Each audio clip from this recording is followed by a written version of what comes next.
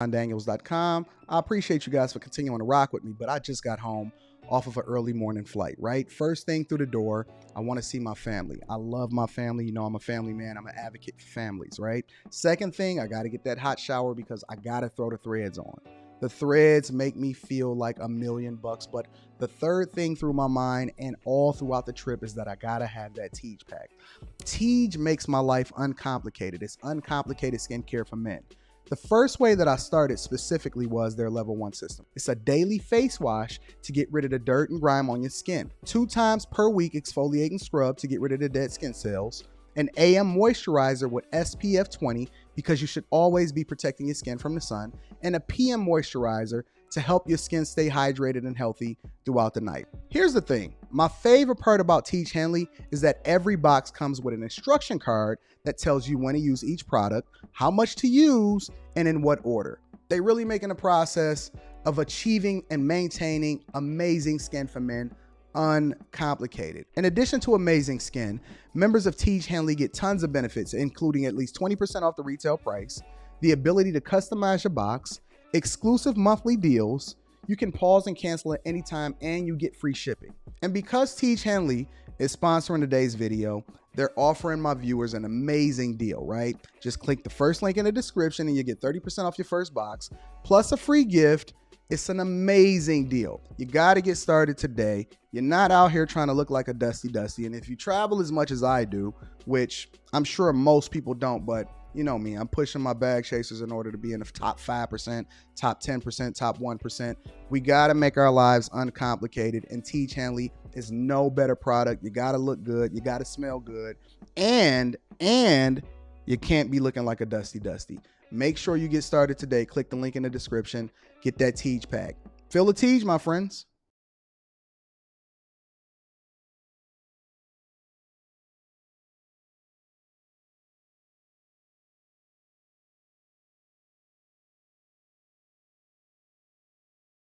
What's going on is Anton from AntonDaniels.com. I appreciate you guys for continuing to rock with me. Lips is all greased up. Skin is all teeged up. Remember when I had to scar on my skin? See how fast that healed? I don't know. Listen, Tej didn't tell me that it had healing properties, but I will tell you that Tej is absolutely phenomenal for my skin. 30% off your first order plus a free gift. The link is in the description. Thank you for Tej Henley for continuing to hold us down. Always making sure we rocking out. It's Monday. Welcome to the Millionaire Morning Show. Welcome, ladies and gentlemen. What's going on? I hit the game last night. Things are absolutely awesome. I'm in a good mood. I did some resetting this weekend. I want to share with you guys before we get into the video. Let's go ahead and get started for the day. So it is Monday, November 28th, 2022. Year of our Lord. Make sure you follow me on Instagram. Make sure you follow me on Snapchat. What the fuck? I'm not even on Snapchat. Make sure you follow me on Twitter. I've been tweeting almost every single day. Make sure y'all follow me on Twitter. That link is in the description. Facebook and TikTok. All right. So I've been dropping content on Facebook. TikTok. Still getting into the swing of things, but I'm ramping up. I might be in Dubai in a couple weeks. I don't know. Who can say? So, but it is an absolutely phenomenal day. Let me check into the chat and see what everybody's talking about. Are y'all on Patreon? Are y'all popping off on Patreon? I've been getting a lot more sleep. Let me give a shout out to my team. Nah, I'm not on Snap, Aaron. I'm not on Snap at all. Shout out to Brock. Brock is in the building. Pass a love offering before this fire sermon. I don't know what it's going to be on the day today, Brock. You have great expectations for me, and I'm not even sure that I have as great expectations for myself. But shout out to the chat. Shout out to everybody that's rocking with me. I want to give a special acknowledgement to my people. Aaron O, Brittany B, all of the bag chasers. If you are not a part of the Patreon, I would invite you to do so. It is going to be a phenomenal New Year's Eve, and I have some big things planned for the end of the year. I have a Patreon exclusive video dropping today. I have a Patreon exclusive interview dropping within a day or two. I just dropped the Patreon exclusive Charleston White interview that is not available to the general public. It's only 2 clips on YouTube, and it is not available to the general public, completely uncensored. So that is up, and that is 2 hours. I got C coming through next week. Yeah, C is coming through back next week, so we're going to cook up some more content for the bag chasers. New Year's Eve, we're going to be on the rooftop in Miami partying it up. I have a Patreon exclusive retreat coming next year. Money, the second part of the Build a Business, mastermind sessions. If you're not a part of the Bag Chasers, make sure you tap into the Patreon. That link is in the description as well as pinned to the top of the chat. We going up. We doing big things. But let me give a special acknowledgement to my team. Aaron O, he does a phenomenal job. One of the most consistent people that I know. I love him. I appreciate him.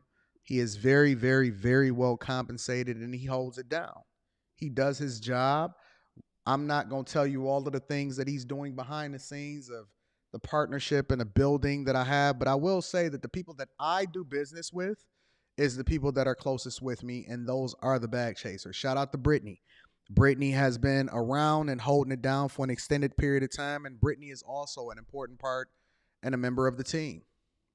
In addition to that, Island Girl Q, loyal. All of these people have my personal phone number, and they can call me 24 hours a day, 7 days a week.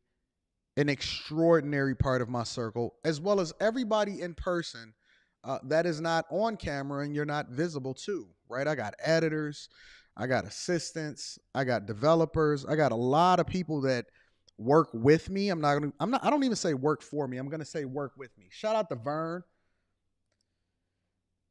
Came through, pledge allegiance to the bag. We did work this weekend. He did the late night live streams that we have on Friday and Saturdays. Make sure y'all tune into that. If y'all not subscribed to the Anton Daniels channel, my original channel, that is in the description as well as pinned to the top. Well, not pinned to the top of the chat, but it's definitely in the description. Listen, man. Listen. We doing great things. Join a group of people that's going in the direction that you're going in. We doing phenomenal things. But in addition to that, I have a new protege, and she is absolutely gorgeous. I have a new protege. I said, you know what? I got to start putting on for my city because I know some dope people. And you may have seen her. You may have seen her on the live stream on Friday and Saturday night, the last Friday and Saturday night on my other channel. And she was sitting on the couch right next to me. Shout out to my protege. I'm putting together something for you guys. You're going to absolutely have to follow her. But that's more to come tomorrow. More on that tomorrow as far as following her and making sure that her channel is popping.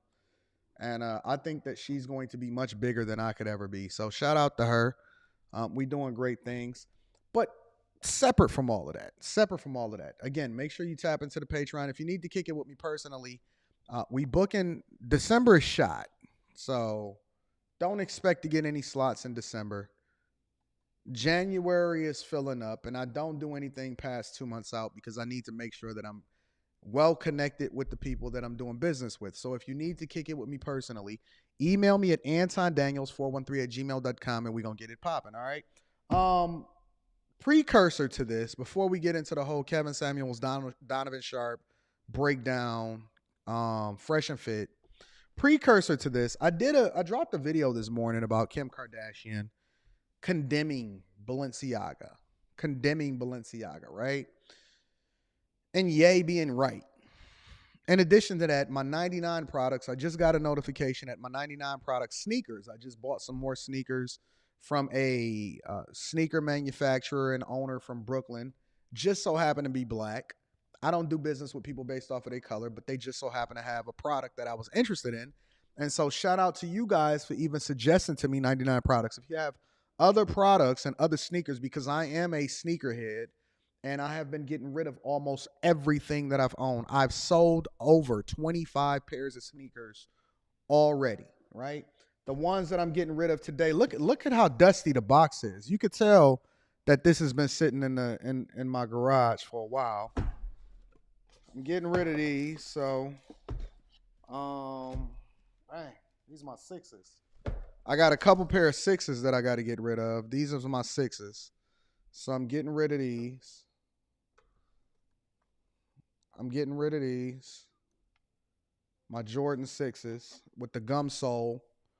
Right? And then I got another pair of Grails that I love. If y'all know anything about this, with the carrot on the front of it, the Bugs Bunny carrot on the front of it, never worn. None of my sneakers has ever been worn. Oh, look at that. Completely getting rid of them. I gotta go. They gotta go. I'm getting rid of everything. So all of this stuff gotta go. I pledge allegiance to getting rid of and aligning myself with companies that I actually know and research the owners. I need to know who's at the front of these companies. I need to know what their value system is. I want to know what their ethics are. I want to know why I should be doing business with these companies in the first place. Why should we be giving our hard-earned money to these companies, right? And so it brings me back to this whole conversation with Balenciaga. I seen my authorized dealer at the Pistons game last night. We was watching Donovan Mitchell cook, and we kicked it and everything. And I was real low-key. I had my Scully on, my Pistons Scully. I had my Detroit hoodie on. I was real low-key. I ain't had no Rolex on. Had the Apple Watch Ultra on. I'm just chilling with my Apple Watch. I actually like Apple as a company. I was chilling. I was slow motion. So she walked up to me. She says, Anton, your rose gold with the chocolate dial Sky Dweller should be coming in soon. I said, oh, yeah. Think that's going to be another 50 ball. Soon as I buy it, it's worth like 60 to 75. That's what she's telling me. I have not done any research, but it's an asset. And so I put my money in assets. And then when I want to get rid of them and liquidate them, I'm actually getting more for them than what I paid for it. And that's one of the reasons that we buy assets. But that's a completely different conversation. Balenciaga, right? Kim Kardashian came out on Twitter and she condemned Balenciaga, right? She condemned Balenciaga. Now, Kanye had been talking extensively about the system and his children. He had been giving you clues leading up to everything that wind up going down for a long time. And he said, yo, I don't want my children to be a part of what you see happening as far as me essentially giving them up and giving them out to Hollywood as a sacrifice in order for the fame and the culture and everything. Because we all know, or maybe you've forgotten, that Kim Kardashian largely laid on her back in order to leapfrog into the public spotlight, and then she capitalized off of it by making sure that not only did she bring herself along, she brought her sisters along. They completely transformed their look. And then even Kylie became a billionaire. All constructed by mom, Kris, right? And we've seen the fallout with Chris Humphries and Kanye or Ye. Let me put some respect on his name, Ye. And Lamar Odom and Scott and even the lady boy, Caitlyn. Or should we call him Bruce? I'm going to call him what his mama called him. But we've all seen the fallout. And now after a few days, she says, you know what, guys? I didn't respond right away because I'm questioning my partnership with Balenciaga. And then Balenciaga came out with the smoke and mirrors and they said, you know what, guys? I'm going to file a $25 million lawsuit with the creator or against the creator of the ad. Now, which one of you are bamboozled into thinking that they didn't know exactly what they seen, when they seen it, and they didn't have to get approved before they put it on their website and all the layers of security that it has to go through? Anybody that's been in corporate America understand that there's layers of approval. Product owners, product managers, directors, CEOs for a major rollout for a large national brand. And you didn't see the bondage on those bears from the children that is holding it and in the documentation that they specifically put on their campaign in order to create visibility, and it did exactly what it was supposed to do. It stoked emotion so that you can then talk about Balenciaga. Nobody is talking about Ralph Lauren no more right now. Nobody's talking about Louis Vuitton, even though lines are wrapped around the building. You know what the funny part about it is? You know why you so poor? They not used to this type of Anton. We're going to get into the Donovan video. 1 second. Do you know why you so poor? You know why you so poor? Remember during the pandemic what happened? As soon as the malls opened, all of the regular stores, the tea companies, the little shoe companies, all of those stores, it was nothing popping in those. You know what the brands that was popping? Gucci lined out the door. Right after they did the whole blackface campaign that y'all just so happen to ironically forget about, they went and got Gucci Mane, the rapper, put some clothes on him, gave him a little bit of money, and then all of y'all lined up right on out the door because you truly really don't really give a fuck about what any of these companies really stand for. Louis Vuitton, lined out the door. Montclair, balling. Saks, money.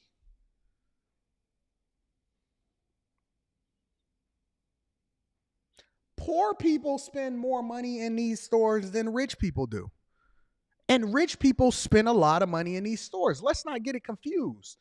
But when I went to the mall, and you can look at any of my vlogs, the majority of the people that was lined around the door had them stimmies. And it was overwhelmingly black people. That is a fact. And I was looking and I was like, dang, this is weird. This is weird. And then everything I actually bought from the stores was actually a write-off because I needed it for what it is that we was doing here on the morning show. Everything that I bought from the stores was a write-off. And then I told Rita, I said, you know what? Fool me once, shame on you. Because once you start to go against my morals and my principles and my ethics, I got to divest myself away from you. I can no longer subject myself to what it is that you do. And more importantly, I was investors in a lot of these companies. And Bernard Arnault, y'all know who you don't even know who Bernard Arnault is, do you? Owner of all of the brands that we love and we drink from, including Hennessy and Louis Vuitton. All of these companies. Do you know that this man was largely considered the richest man in the world, even above Elon Musk during times of the pandemic? I bet you didn't even know that, did you? And you just wrapped around the building. I scrolled up on my For You page on Instagram. I never really check Instagram. I don't even follow but 300 people. I scroll up on my For You page on Instagram, and you know what I seen? I can't wait to get me some more Balenciagas. Balenciaga. I'm not telling you not to get designer brands, but I'm telling you that I know for a fact the people that are the most blackety black are the ones that are spending the majority of their dollars supporting the very brands that you rally against. It's bullshit. You double dipping for them. What you basically doing is advocating for them by talking about them, and then you actually reinforce the message into the minds of the people that you say that you support by then wearing the thing as an advertisement. You're a free as you give them money to advertise their product when you say that you don't no longer support the brands that don't align with the morals, the ethics, and the values that you support. And then you know what the worst part about it? You know what the cherry on top is? You know what the cherry on top of this whole thing is? You will come to me and ask me for a fucking discount. My restaurants, the value that I add in your life. If I put out a product, and I'm using me as an example for a small business. The people that actually pour into your community, that keeps money in, that married a black woman, that supports black people, that put people to work, you can actually substantiate and say, hey, I know Anton puts money in their pocket, and Anton invested in their business, and Anton puts money back into the community, and Anton pays for their therapy, and Anton put up for his funeral, and Anton put up for their rent, and Anton does this, and he puts people on, and he gives value, and he adds, and all of this other type of stuff. These are what the small businesses in your community do. And then you will walk in and say, let me get a fucking hookup. But I know for a fact that Gucci and Louis Vuitton and Balenciaga don't give you no fucking, they don't go on sale. They would rather burn their products to not devalue their brand in order to make sure that you don't get a discount. And you will ask me for a discount for $15 and then pay $4,000 just to stunt for people that don't give a flying fuck about you. Now help me to understand how that makes sense. They've re-engineered your mind, social engineered your mind so much. Now let me tell you what would happen. Let me tell you how I would really blow up. And shout out to Kevin Samuels because we had this conversation. Let me tell you how I could really blow myself up. Because one of the reasons why I'm only at 115,000 on this channel, 103,000 on this channel, 75,000 on the Lapeef network, all of that, because that ain't even really no numbers compared to what I'm supposed to be doing. It really ain't. If you really shared this with your friends and your family, if you really tapped into the Patreon so that you can level up and double your own income and then align yourself with a group of people that's in a network that's going to actually support you and love you, if you really was doing the thing that you were supposed to, I would truly be over 1 million. Now, I don't really give a fuck because I'm going to be honest with you. The only reason that I got into this game was to get 1,000 subscribers, document my life, and then use it as leverage in order to be able to level up in corporate America so that I can market myself more effectively. So I got rich outside of it, which means that everything that we do is cherry on top. But let's really break it down. You know how I can get to 1 million? You know how I would get to 1 million if I really wanted to market myself? I would then remove myself from even being available. I would remove myself from even being available because the less that you're able to have access to me, the more that you would love me. The less that you would have access, because I'm on the panels, because I kick it with people, because I make myself available, because you can touch me, you don't love me, you don't respect me. And it's the same thing when it comes to these small businesses, because you can go into them and talk to them, and then you can ask them. You got the nerve to sit there and ask them for a product that they put together, built the business, marketed themselves, invested over $100,000, bit, borrowed, begged, stole, whatever the fuck they had to do in order to be able to put together a presentation of a product so that they can serve you and say yes, sir, and no, sir. And you got the nerve to ask them to give it to you below cost. They got to pay employees. They got to pay insurance. They got to pay taxes. They got to pay payroll taxes. They got to pay unemployment insurance. They got to pay for all of these different things on a regular basis. And you got the nerve to sit there and walk into their business and say, let me get it for the hookup. But then you going to go and pay full price to Balenciaga, who don't give a fuck about you and is actually marketing a campaign and then giving all of their money to Kim Kardashian that is against the very thing that you stand for. Tell me how it makes sense, and then I'll tell you exactly why black people and the black community is so far behind other races and cultures. I will tell you how the black, if I remove myself and say, fuck you, I am no longer available to you. The only way that you can touch me is that you pay me an agreed. The more, listen, you want to pay Jewish lawyers $500, $600, $700 an hour. So that you can feel, keyword feel, whenever somebody leaves with the words, I feel like, so that you can feel more supported. You sell all the dope to your community. Think about this. Oh shit, I'm just cooking. I didn't know I was gonna cook like this today. You sell all the dope to the community so that you can give all of your profits to the Jewish lawyer and then pay an egregious amount of fines to the penal system so that you can get less years and you only have to do 1 to 3 instead of 10 to 30. You hustle. The first thing that they tell you in a hustle game, listen, I ain't that far removed. I'm going to tell you. When you doing it illegal, you selling coke, heroin, meth, and now fentanyl and killing your community, killing the property values, killing the babies, and then creating generational curses in the spaces just so you can come back, give a turkey, and then give all of your money to the Jewish lawyer, the penal system, and then buy a couple chains so that you can signify the chains that we broke out of that ain't even worth shit when you go to pawn it. And then the pawn man get the rest of the money on top of that. And you gonna sit here and tell me about how much you for the black community? You killed your community just so you can give all of the profits to everybody that ain't got nothing to do with your benefit.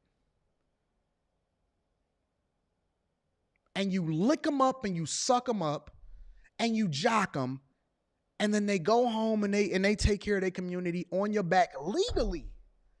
They are legally in the right. They are Better Call Saul, and you Jesse Pinkman. You nothing but Jesse Pinkman. If y'all have not watched Breaking Bad, you should watch Breaking Bad. They Better Call Saul'd you Jesse Pinkman, and you gave all of your profits out to everybody just so you can try to celebrate for 5 seconds. And now all your homies got a let such and such go free t-shirt. And I'm supposed to support you? Fuck you. You should have never asked me for the discount in the first place.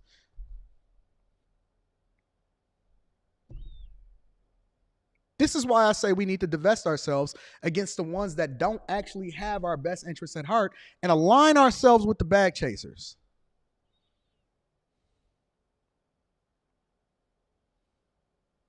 I never sold you a course.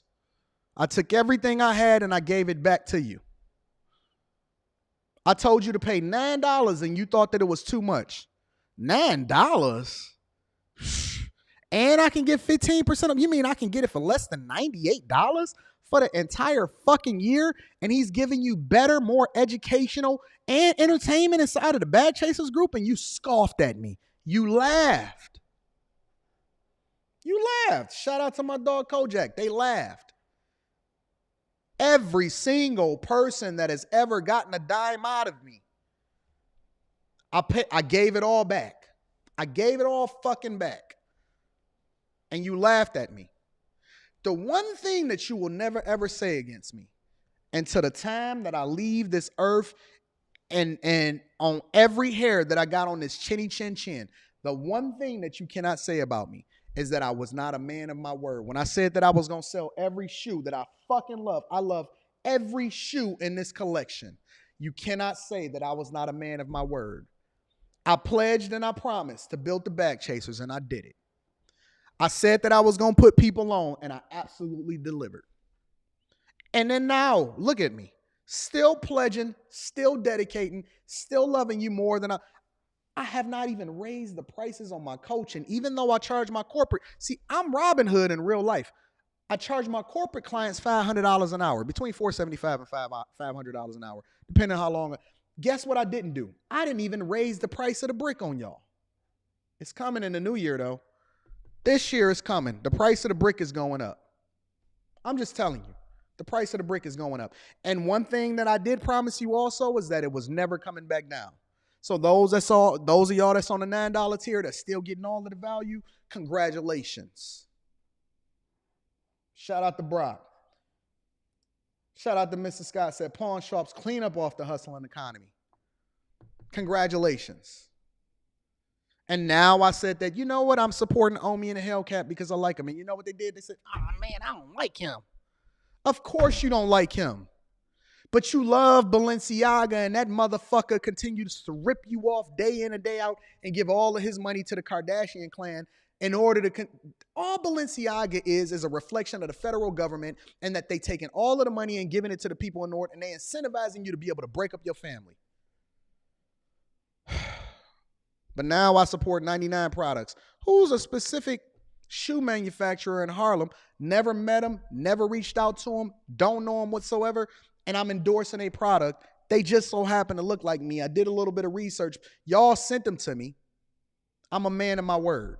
Let's get into this whole video, because I'll be here all day cooking up on y'all ass. Let's get into the whole video. So, Kevin Samuels. We back to Kevin Samuels. Shout out to Mr. Yarbrough. Mr. Yarbrough supporting the platform. I appreciate you with the 100 ball. Thank you to everybody, whether you give $1, the cash apps, the super chats. Thank you to everybody that support the platform. But Mr. Yarbrough this is not his first time. Shout out to the ballers. Shout out to the supporters. I love y'all. I appreciate y'all. I shout every last one of you guys out. I appreciate y'all. I love you. Shout out to Mr. Yarbrough with the 100 ball. Holding me down. Didn't even say nothing. Just sent me a 100 ball. So that I can give it back to the people. Thank you. Thank you. Thank you. Thank you. I appreciate you for everybody that supports the platform. I love you. Kevin Samuels, I miss my dog. I miss my dog. You know, it's been a lot of people that's come and gone. And I want to break this video down from a business perspective. Somebody sent it to me. And then I also seen O'Shea Duke Jackson do a breakdown a little bit. But I didn't watch the whole video because I said, you know what? Somebody did send me this. Long live St. Kev is in the building. Shout out to LB Crypto is in the building. Thank you for the fireball. I appreciate you, my friend. Long live the king. One thing that you've never, ever, ever, ever, ever in life do is ever say anything negative or disrespect my good friend Kev. And for two reasons. One, because he was a friend. Another person, for example, that you've never seen me disrespect or say anything negative about, regardless of whether or not we look at it from a business perspective or we, you know, are genuinely good friends in real life and all of that, is JR. I've never said one negative things about Lapeef JR ever in my life. Now, me and JR, we have our disagreements behind the scenes, the same way that me and Kevin Samuels had disagreements behind the scenes. But I will never, ever say anything against anybody that I call a friend, especially in a passing. When they gone, any disagreement that you have with them should die along with them, because they're not here to defend themselves. Shout out to Pretty Boy 79 says, Patreon helped me obtain another promotion at my job. The best money I spend annually. Thank you for your contribution to the platform, and thank you for doing the thing that's even in your best interest and becoming a bag chaser. I love you, Pretty Boy 79. I appreciate you, and the bag chasers do too. Thank you for everybody that is a part of the bag chasers. That link is in the Patreon, or to the Patreon is in the description, as well as pinned to the top of the chat. But I love Kev. Now, I'm giving you a little preface before we get into the video, because I have never actually met, or to my knowledge, spoken with Donovan Sharpe. I have nothing negative to say about Donovan Sharpe because I've never actually had an interaction with Donovan Sharpe. He's never said anything negative about me, to my knowledge. I don't have anything negative to say about him. So I'm purely reacting to this from a business perspective, and hopefully as objective as possible as I go through the video. I did see the first 2 minutes, and so I always want to know what I'm getting into before I get into it, because when you guys send me stuff and then my people review it, they say, Anton, you want to check this out? And I said, okay, well, let me table this for a second, because I want to make sure that I get all of the information. I seen O'Shea do a small breakdown of it. I stopped that, but that's the extent of it. But Donovan Sharpe apparently did a video where he's breaking down. Now, again, I don't know Fresh and Fit. I've never met Donovan Sharpe. And Donovan Sharpe's relationship with Kevin Samuels predates my relationship with Kevin Samuels. So apparently he was friends with him prior to me. But the only thing that I have to go off of with Kev is my own personal interactions, and they were all absolutely phenomenal. Now, did we agree on every single thing? Do you agree with everything that your mom said? Do you agree with everything that your brother say?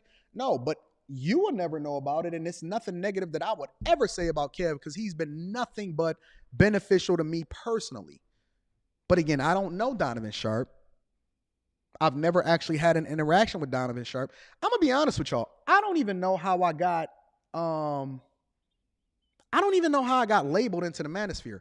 The one thing that me and JR always said, Lapeef JR, one thing that me and Lapeef JR always said was we would never care about where people slotted us because that's the job of the people and not our job. All we do is cook up great content and do what we do. We don't focus on where everybody. I don't even know how I became a part of or labeled as a part of the manosphere. I just consider myself a dude that's married that think what I think. This is what my life story is, and this is how I operate. So, I know that there's a lot of people that is a part of the Black manosphere. The leader, in my opinion, of the Black manosphere is O'Shea Duke Jackson, and he puts more people on than anybody. So shout out to my dog O'Shea. I've actually had conversations with O'Shea, right? But let's get into the video. I want to get into this video. I want to hopefully react objectively, and I want to see what Donovan breaks down, but I want to look at it from a business perspective. I want to look at what Donovan Sharpe says about this whole thing with Kevin Samuels, Fresh and Fit, and then I'm trying to understand where Donovan's role come in with that, because I do understand loosely that Kevin Samuels, and I would never talk about conversations that him and I had offline, but I do understand that there was a small tiff between Kevin Samuels and Fresh and Fit, but I'm trying to figure out where Donovan comes in. So I'm going to go ahead and break down this video and see what it is that he says, and we're going to react to it objectively from a business perspective. Make sure y'all subscribe, hit a like for the YouTube algorithm, subscribe to the channel, and check out the Patreon. Let's get into the video, ladies and gentlemen. The way things started, and I don't think anybody, I don't know, you guys may have heard other versions of this, but I'm going to tell you the 100% truth, because I am very, very good friends with the both of them, right? Kevin and Myron are two of my very best friends. Kevin was one of my very best friends. What is up with the weirdness in the background? Like, I wonder, why didn't he do this video or react to this video with a regular scene in the background? But neither here nor there. Let's continue. And so Kevin had blown up. He'd gone viral on World Star Hip Hop a couple times. Then of course he was 300,000 subscribers. He was on his way up. Then Fresh and Fit also hit the algorithm, and they started to grow. Now, let me give y'all a little bit of insight. During the pandemic, a lot of us blew up. Like, a lot of us really caught our stride during the pandemic. And I don't think it had anything to do with anything that we was doing differently than anybody else. I just think that the work ethic and the YouTube algorithm and people having more visibility into what it is that they wanted to watch as a result of being locked down kind of gave us that stride. So the people that was working, the people that was grinding, the people that was putting in the work, they were going to catch fire during that time. And even my assistant principal, she always used to say, or he used to always say, no, I'm sorry, she, Miss Gatlin, said that success is when opportunity meets preparation. We was all prepared and we was all hustling and getting it. And then a lot of us, obviously some of us went mega successful and mega viral, depending, like Kevin Samuels. But during the pandemic, it was a lot of people that really blew up. Auburn Preach blew up, Fresh and Fit blew up, Kevin Samuels blew up. And then it was a lot of us that was a little bit smaller, depending on where it is that you landed in this space, that kind of took off too as a result. And so let's just continue. Shout out to JC the Conqueror. JC the Conqueror says, God bless Saint Kev. May his soul rest in paradise. I'm a hit on that too. I'm going to give you my thoughts on people having conversations about Kevin Samuels right now, but let's continue. Well, Fresh and Fit had been doing Fresh and Fit After Hours at the same time Kevin was doing his show. Kevin never had a problem with it until Kevin felt that Myron and Fresh's live streams were infringing on his audience. He said to me, Donovan, that is my time slot. He said this to me. He said, that is my time slot. I said, now, again, I'm not privy to the conversations that Donovan Sharpe and Kevin Samuels had behind the scenes. So I'm taking this 100% face value. One thing that me and Kev never did is we never talked about what he talked about with other people or what I talked about with other people. We talked about what we wanted to talk about between us. So I'm taking this 100% at face value. So the story that he's telling is what I'm reacting to. Kevin, I said, you're one of my best friends. You don't own any time slots, okay? People can live stream whenever they want to live stream, number one. Number two,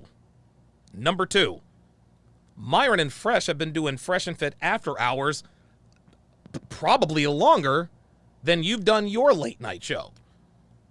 So Why is his eyes red? became. Now listen, I don't know what Kevin's motivations were. I wonder why his eyes I'm not going to red. pretend to know because he didn't tell me. But my guess is that I mean, listen, it appeared to me like there were some economic reasons. He wanted so Kevin asked me, he said, "Look, man, you got to talk to Myron for me." I said, "Okay, I'll talk to him for you." So I called up Myron and said, "Myron, look, check this out. Kevin is feeling some type of way. He's feeling some type of way about the time slot." And of course, Byron tells me what I told him. Hey, man, he doesn't own the time slot. He says, but maybe we can come to an agreement, right? So while they're hashing that out, Kevin calls me the next day, and Devin was in the car with me. Kevin calls me the next day. Who is Devin? Somebody in the chat tell me who Devin is. I'm curious as to who Devin is. Let's continue. And he's telling me, he's like, Myron and Fresh still have that Amanda video on their live stream.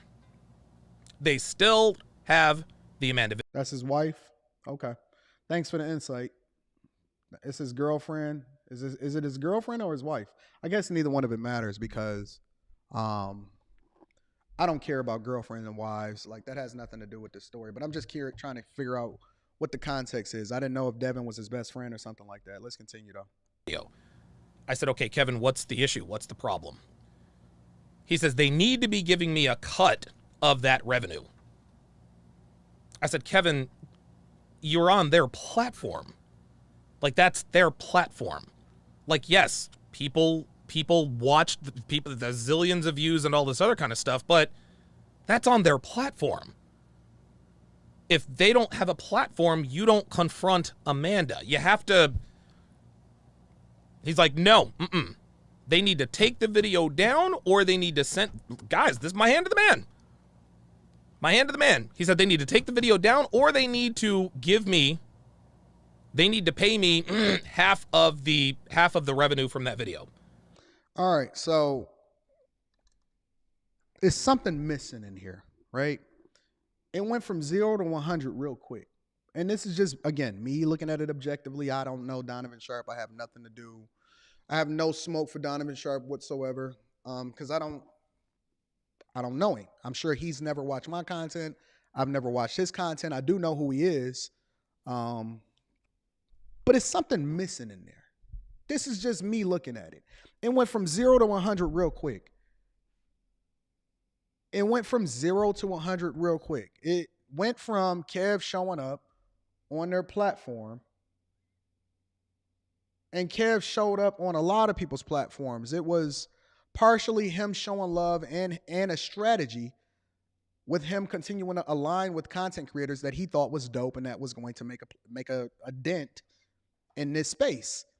It is pure business. It's networking, right? So where did it come from? It went from 0 to 100 real quick. And then now he's saying that, yo, listen, Kev has blown up a lot of videos, especially on the Lapeef network. And Kevin has never asked for anything.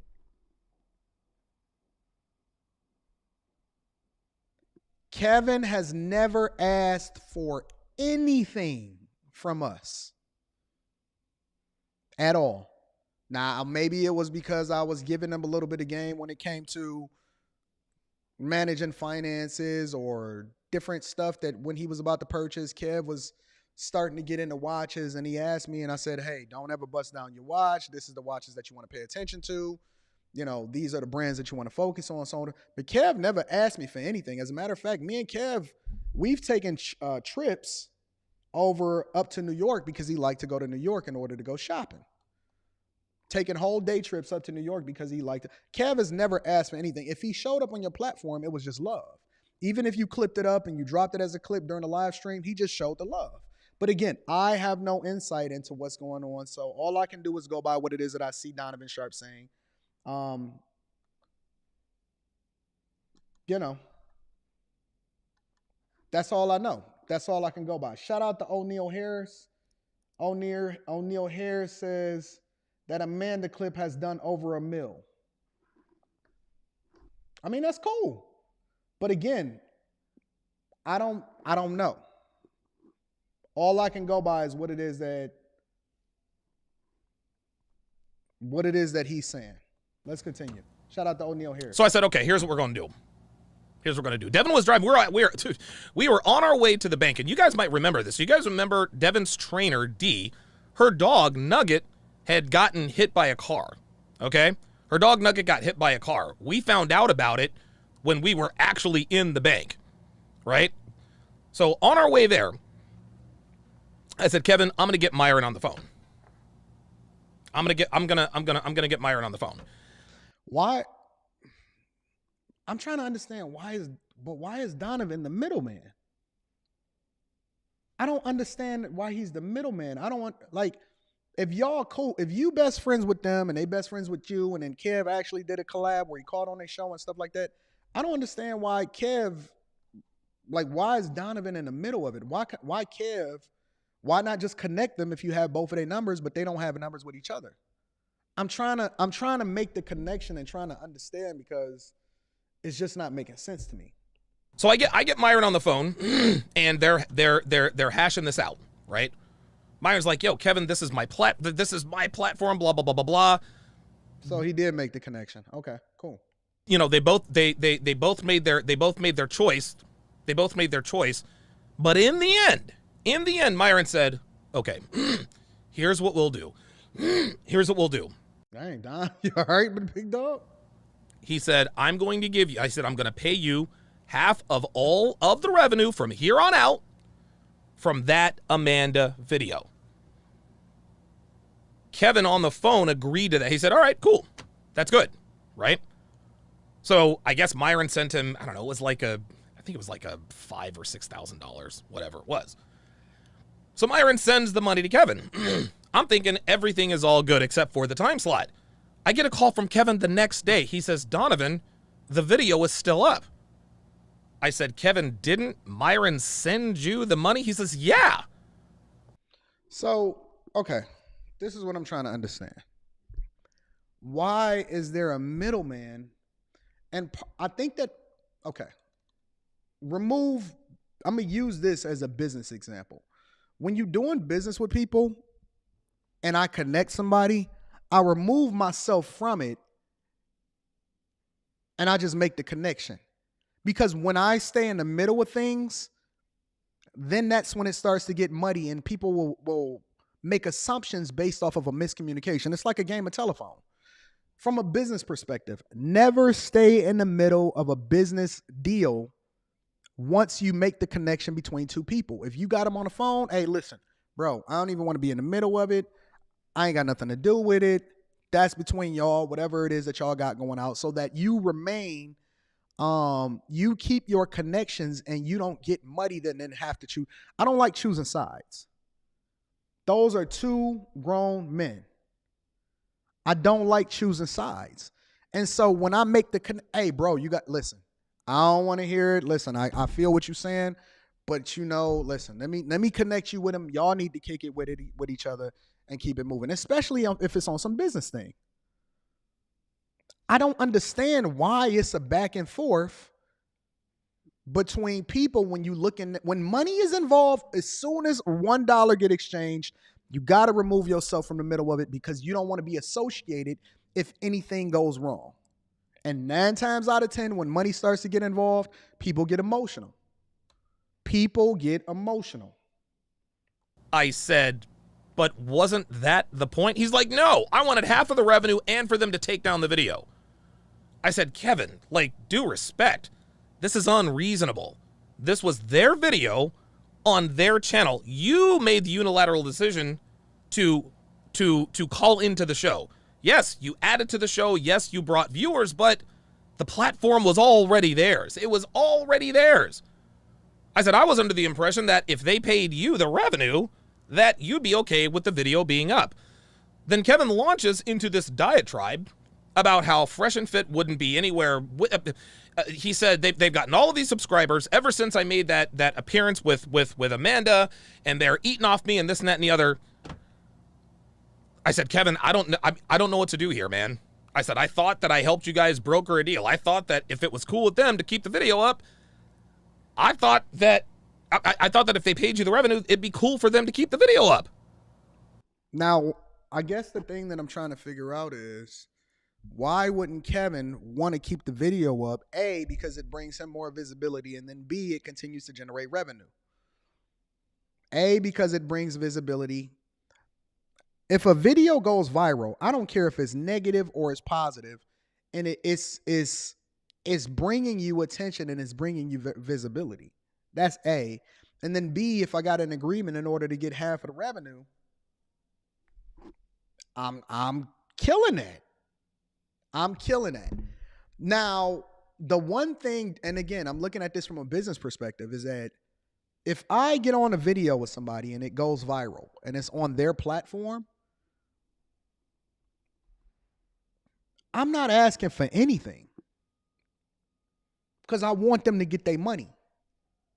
And the reason why I'm not asking for anything is because if somebody jumps on my platform and it goes viral, I own the content. I'm not giving you anything. As a matter of fact,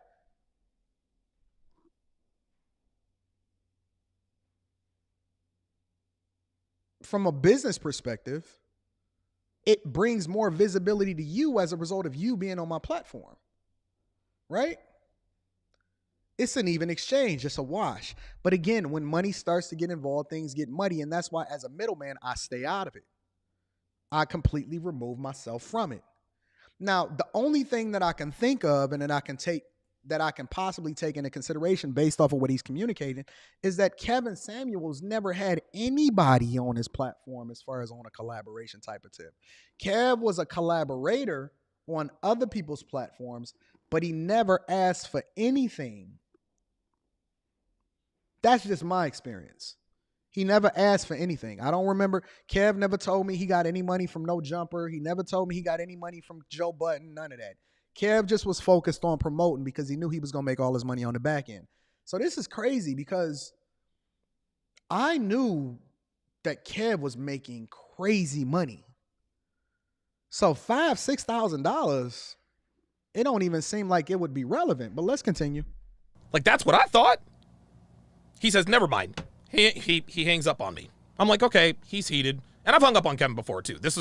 I hung up on Kevin when we were squabbling about the O'Shea, me and O'Shea shit from back in the day. But it is what it is. We got past that. He goes, all right, fine, whatever. We're heated. He's heated. It is what it is. And so Kevin says, and so he calls me back a few hours later, and I'm thinking, okay, all right, so he's cooled off. If me and JR fell out over $5,000, it's a much, much, much, much, much bigger picture or a much bigger issue than that. And me and JR can't fall out. We can't fall out over $100,000. We can't fall out over $100,000 ain't even enough money for us to ever fall out about. And that's just based off of like our connection and our relationship. And everything is cool. And I'm like, yo, what's going on? He's like, yo, the video is still up. I said, Kevin, I don't know what more I can do. I don't know what more I can do, man. Because, listen, objectively, Donovan, and again, I don't know you and I don't have anything negative to say about you whatsoever.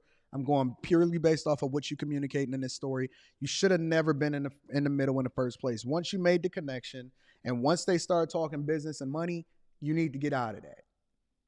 You need to get out of it. I separate myself when money start getting involved and I make a connection with people because I don't want to be responsible for what happens after that. I don't even know why they were, and maybe he just didn't know any better, but from a business perspective, you have to separate yourself and you cannot get involved from that. You can't get involved. Like, he paid you the $5,000 to $6,000. You still want the video taken down. And I'm like, Kevin, look, I love you. You're my guy. We've known each other for 5-6 years. But you're being unreasonable here, man. Like, you're being unreasonable. He's like, no, if not for me, they wouldn't have XYZ amount of subscribers. I just had to let him talk because I just couldn't for whatever reason. And this was a shock to me because Kevin was uncharacteristically emotional about this. I'm wondering what made Donovan come out with the story right now. That's the one thing that I'm curious about is what made Donovan Sharpe decide to tell this story right now. And maybe it's because some time has passed and he wanted to get it off his chest, or conversation that he had recently stoked it. I'm just going to give him the benefit of the doubt. But I am curious as to what prompted for this to happen right now. And you guys know Kevin, he's as stoic as they come for the most part. Even when these bitches are going in on him and this and that, Kevin is as stoic as they come. But for whatever reason, he just could not reconcile things with, he just could not do it. Could not do it. Y'all said this is old and this was on his Patreon? Oh, okay. Then why release it to the general public? Nothing on my Patreon has ever been released to the general public. As a matter of fact, I take stuff off of, I said that I would never for me, I've never put anything, not one video that's ever on my Patreon has ever been released to the general public. So I'm just curious as to what made him release this. And so at that point, he says, that's it. I'm done with Fresh and Fit, da-da-da-da-da. They didn't want to change their time slot. And by the way, rewind a couple of days, Myron and Fresh said, hey, listen, man, like if you guys remembered, Fresh and Fit After Hours moved their show back to midnight. They moved their show back to midnight to accommodate Kevin. One thing that I am curious about is I don't understand this fighting over viewers thing. I've never understood it. I don't understand it like today. Because YouTube is literally billions of users. I mean, it's so many hundreds of millions of users. And I see people today, I ain't even talking about on the level that Fresh and Fit and Kev was on. People today, because you got to remember, I'm reacting to this from a business perspective. People today, right? They will complain, oh man, you going live at the same time that I'm going live or whatever like that. I never care. I don't give a fuck about when nobody going live. As a matter of fact, I want to go live, you going live, they going live. I want my whole team to be live all fucking day, all at the same time, because I want us to absorb all of the views, all of the eyes, and then we going to continue to capitalize and make sure that we familiarize them with everything that's going on. And then we going to let the viewers sort out where it is that they want to spend their time and their eyeballs at. I never, ever, ever care about who going live when. I'm just going to do what the fuck I want to do when I want to do it. Because I'm going to do it based off of my schedule. And it's an audience for everybody, because everybody don't have to be in the same niche. Everybody got a different audience. Everybody got a completely different demographic. And it's going to sort itself out the way it's going to sort itself out. So I don't understand that aspect of it, but let's continue. They said, all right, we'll move it back to midnight. They did it for a week and a half. Guess what? That still wasn't good enough for them. Because Kevin is calling me, talking about Donovan. They're still on while I'm on. I say, Kevin. Now, let me say this one thing also. I do understand Kev from a business perspective, though. Because if he was the fucking Thanos while he was alive, then he gonna move hell and high water and mountains, and he gonna do what it is that he got to do in order to make sure that he capitalized the most. And so if he can get you to move your time slot, because for all intents and purposes, I've never seen anybody say that Fresh and Fit and Kevin Samuels was friends. I've never, not one time have I heard Donovan Sharpe or anybody prior to this video say that Kevin Samuels and Fresh and Fit was friends. It was visibility that was created for both platforms as a result of him showing up or whatever, so on and so forth. And that was the end of it. And so if this is war and this is a competition in order to be able to get the most money, if it's NBC versus ABC or Fox News versus MSNBC, then it's war. Ain't nobody moving around. What you think, that MSNBC ain't going to go live during the time that Fox News is? Fox News just going to bully him. Fox News is just going to bully him. Fox Sports is going to have problems with ESPN. What you thought that you think that First Take is going to have is going to be completely different from First Things First, and they both got first in their name? This is a competition. And you have to look at it objectively from a business perspective. So I actually don't necessarily disagree with Kevin Samuels, especially since they weren't friends, for him to say, yo, move your shit. Fuck you. Why should he acquiesce over to anybody? And if I was fresh and fit, objectively from a business perspective, and if I was fresh and fit, I would have said, nah, fuck you. Let the best man win. We gonna run this. We gonna run this. Let's run it. Run it up. I would have been like, you move now. If fresh and fit moved their time slot, because I'm not familiar with the timeline, I'll be in my own fucking world. If fresh and fit moved the timeline, then that means that they didn't look at it smartly from a business perspective at that particular time. That means that Kev finessed them. He outmaneuvered them, and he was moving a specific type of way that allowed for them to be able to take advantage of. Dude, I said they're waiting until midnight. They got guests that are booked. Dude. Like, after hours starts at 10 o'clock, sometimes 10:30, but hey, okay, they pushed it back. Dude, Myron and Fresh listen, Myron and Fresh are no saints, right? We all know that we've all made mistakes in this content creation game. We get that. But for whatever reason, I guess, I don't know. I'm not. Y'all keep saying it was about respect in the chat. What are y'all talking about? If they weren't friends, and if they had to use a middleman just to be able to communicate, that's competition. Listen. Let me get a certain number and do a certain number and then be on at the same time as Anthony O'Neal. Now, I think that Anthony O'Neal puts on great content. Well, he's a good content creator and everything. But if you don't think that I'm trying to destroy from a financial show perspective, trying to take every single audience, if we were streaming at the exact same time with the exact same content, and we targeting the exact same demographic, then you a fool. And if you think that I'm moving my slot in order to be able to accommodate him, no, I'm going and I'm going to study his show. I'm looking to see what he does right and what he does wrong. And I'm going to make the adjustment every single day in order to be able to beat the fuck out of this whole, like, I'm going to compete. This is business. We not friends in real life. I don't know you. I've never actually showed up on your platform or whatever. We ain't never kicked it or none of that or whatever. This is war. I'm going to compete. And I may not have caught the wave the first time. It may take me 20 times to figure it out. But once I catch it, it's on. Shout out to Jay Reason says, when breaking news happens, all major networks go live at the same time. It's called free enterprise. Facts.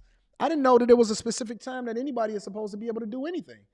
And Kev was not afraid of competition at all. Kev had already caught the wave. As a matter of fact, everybody was trying to catch Kev's wave. I would have looked at it like, may the best man win. May the best man win.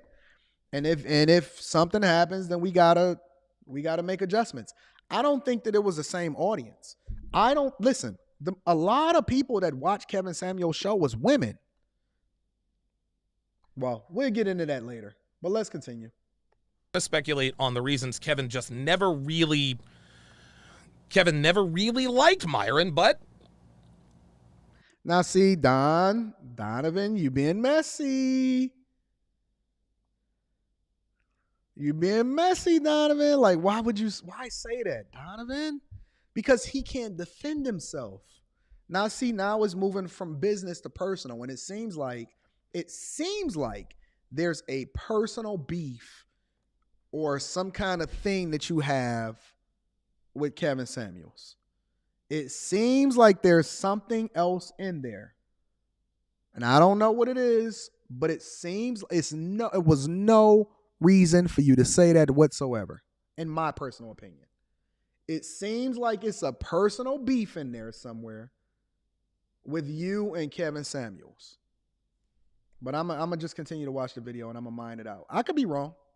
For whatever reason, that was that, right?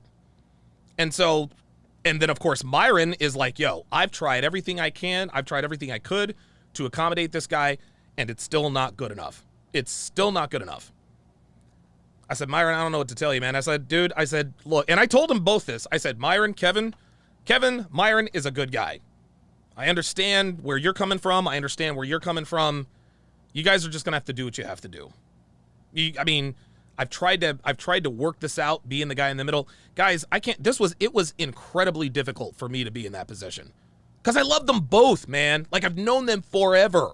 I've known Kevin longer than Myron, but I've known Myron since 2018. We used to call into my show.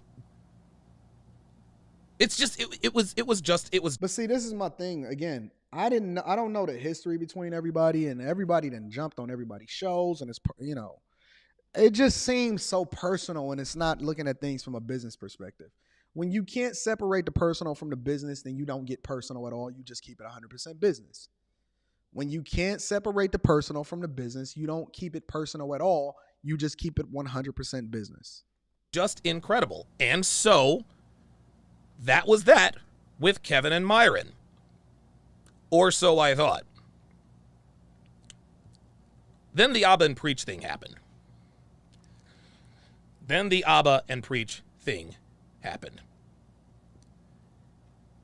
All of the lies and the bullshit that came out about Myron and Fresh, Kevin took that to be the gospel.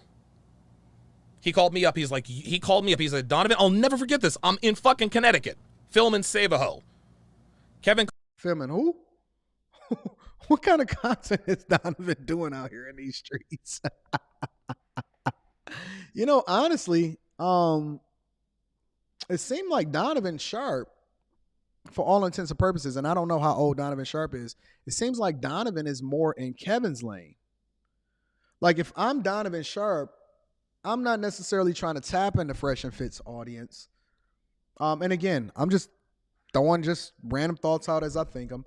I would be more focused on the wave that Kevin was. If I'm Donovan Sharpe, I'm probably getting a little bit dressed up, having more, you know what I'm saying, conversations based off of adding value, trying to get people in relationships and all of that other type of stuff.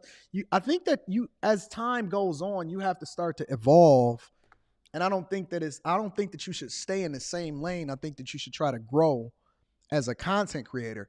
I've evolved a million different times. I'm never the same way I am the year before. My content changes, my channel names change because I'm growing as a person. And what I see a lot of content creators do, and I've never wanted to be boxed in, I see a lot of content creators get stuck in a specific lane, and instead of breaking out of that shit before people try to pigeonhole them, it seems like they just keep on tripling down and doubling down and tripling. If I'm Donovan Sharpe, I'm transitioning into the Kevin Samuels lane. That's what I would be trying to do if I was him. Calls me up. He's like, yo, you got to separate yourself from these dudes right now. And I'm like, why? You didn't find out? Myron got a girl pregnant and he raped some white influencer. He crossed the line. They've got to go. And I'm like, whoa, wait a minute. I said, Kevin, you know what we teach here in this community? We don't believe all women. He's like, Donovan, the proof is there. And I'm like, Kevin, bruh, these women could literally be saying anything. They could be saying anything. And then he said to me, and the people on Myron and Fresh's side, they're using your video to defend them. Remember the video that I did on Nina Unrated? Remember that whole shebang where she was talking about how creepy everything was? I don't know anything about this. So this is all over my head. I do remember when Fresh and Fit got into it with Abba and Preach, but I don't know anything about no allegations. I don't know none of that. So this is all way over my head. It just seemed messy. It seemed messy like some Gossip Girl stuff. Like, this is the stuff that I expect. Is this what we do? I don't know. It just seems messy. Like, I don't associate myself with certain things once we get to a certain point, because it's almost like you start talking about allegations and all of this other type of stuff. I just, like, if I don't fuck with somebody, I just don't fuck with them. It just is what it is. I'm not telling nobody to not to fuck with them. Listen, do what you want to do when you want to do it. I'm just moving on. I'm going into my own space. I picked that apart piece by piece. It was all cap. Kevin was upset with me for putting out a video defending my friends. He was upset with me for that. He said they're using your video to defend them. He said, you got to take that video down right now. I was like, you know what? I don't want to fucking deal with this anymore. And this was the wrong thing. I made the wrong decision. I took the video down. Ooh. I took the video down. I did. I took the video down. That wasn't enough for Kevin. Bully ball. That was not enough for Kevin. Bully ball, boy. Kevin wanted me to do a scripted out. He wanted me, and I'm not doing this to besmirch his name. We all have demons, right?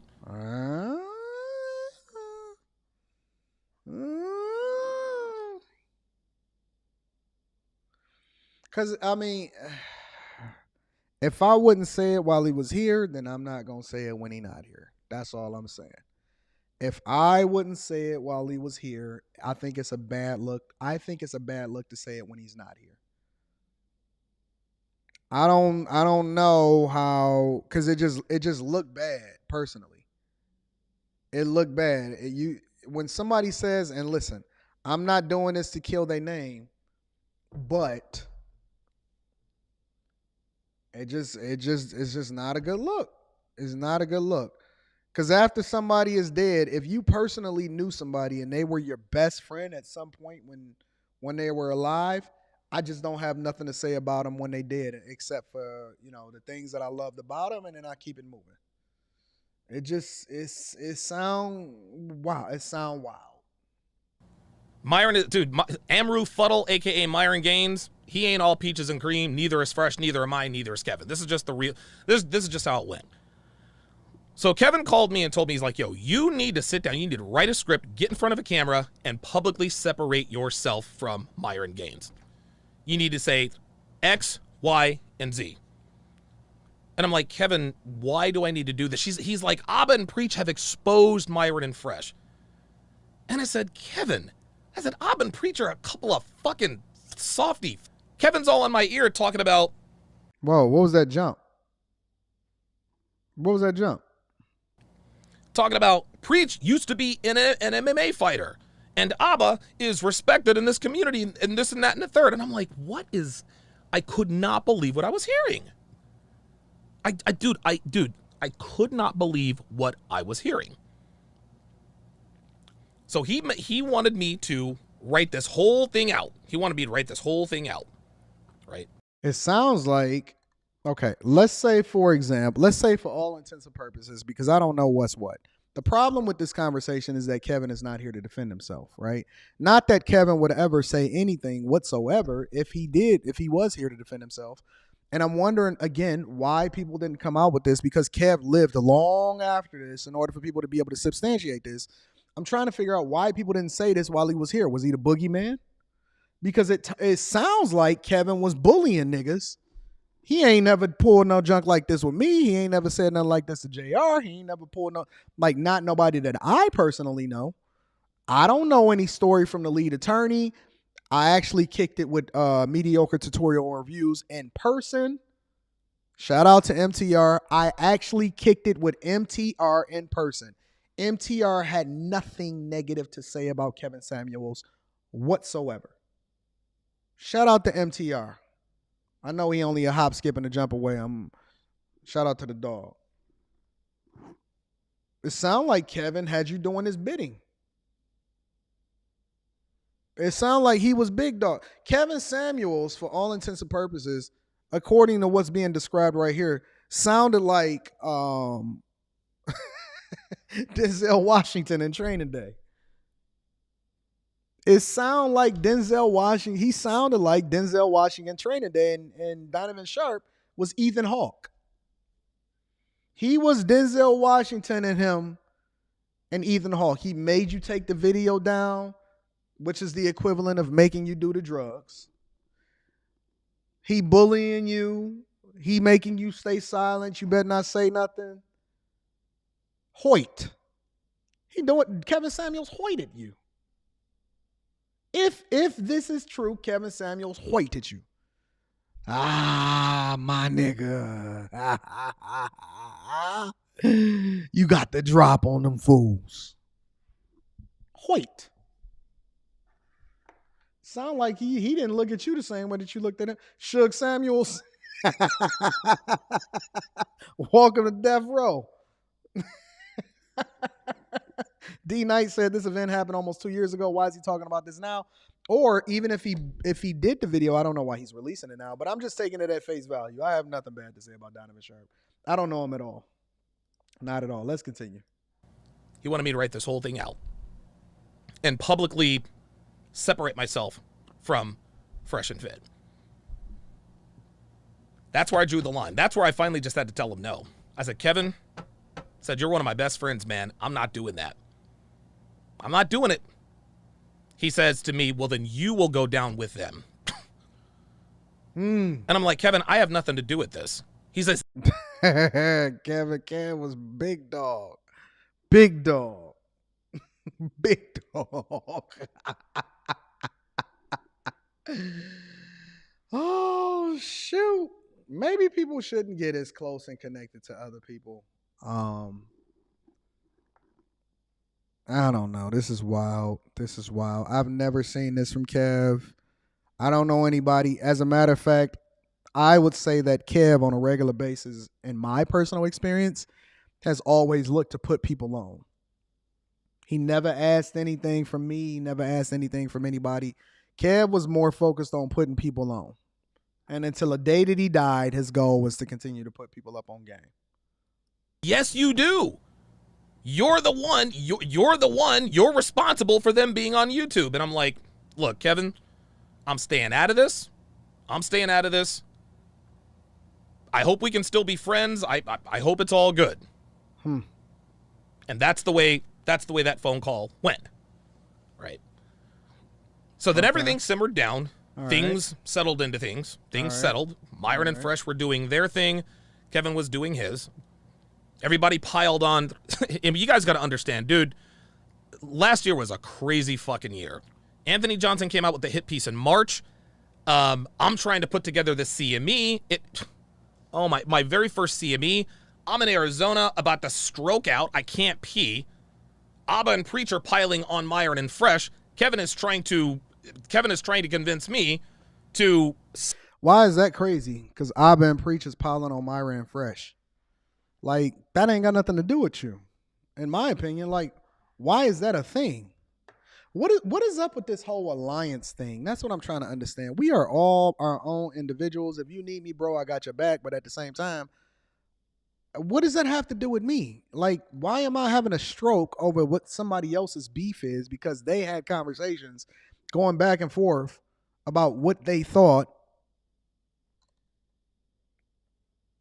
They said one thing, they said the other thing. Those are two giants colliding with each other. That ain't got nothing to do with. What did that got to do with me? That has nothing to do with me. I'm in my own lane. I'm going to react to the content because it's hot content at the time, just like everybody else. And then I'm going to keep it moving. Or if I got a personal relationship with them, then I'm not going to react to it at all. But it has nothing to do with me whatsoever. I don't understand. I don't really get it. That's weird to me. Publicly separate myself from from Fresh and Fit. All of this is happening all at the same time, right? I regret not having come to Myron and Fresh's defense from the very start. I should have done it. And I'll never, oh my God, I remember that, dude, I remember it like it was fucking yesterday. I'm in my gym, and I watched the very first Abba and Preach video where they said, Fresh is capping about blah, blah, blah, wanting a woman's soul. You guys remember that first video? I watched that video. I was so pissed off. I was going to go upstairs. I was going to come right up here and do a response video right now. Why? Okay.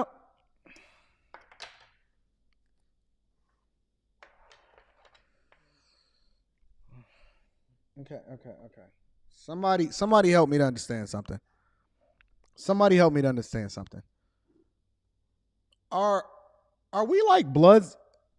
Is it like Bloods and Crips? Not no we, because it ain't no we. Like, I'm Lapeef Network till I die. Anton Daniels, Millionaire Morning Show, Fight Club, all of that. Is this like Bloods and Crips?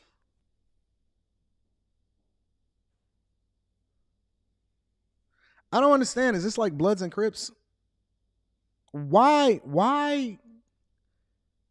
let them defend themselves?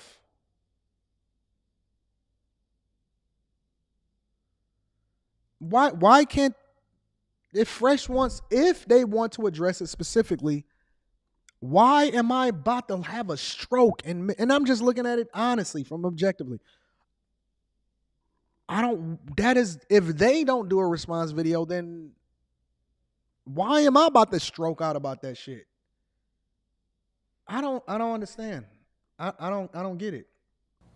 I called Kevin before I did it. I was like, yo, did you see what they said about Fresh and Fit and this and that?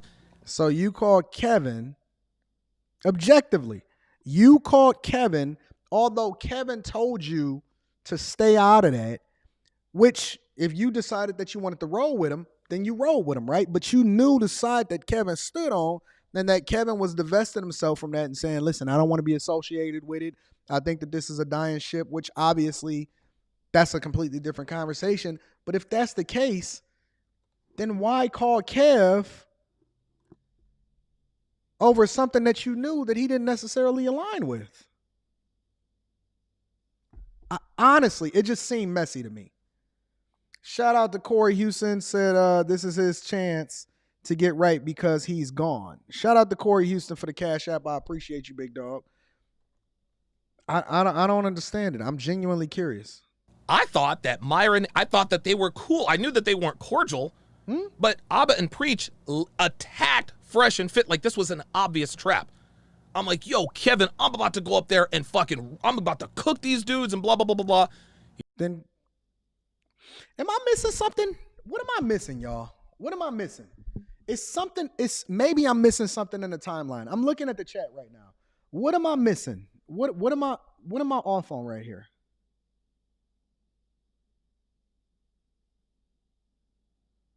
I don't know. What am I missing?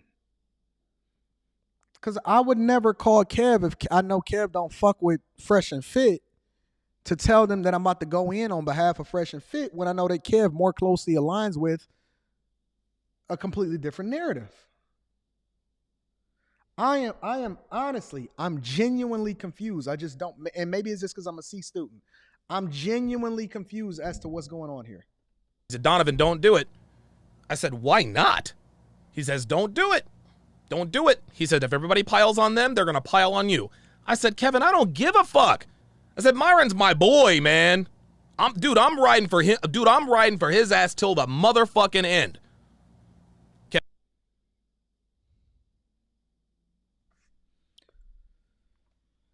I am so confused. I am genuinely confused. I have no idea what I am watching right now.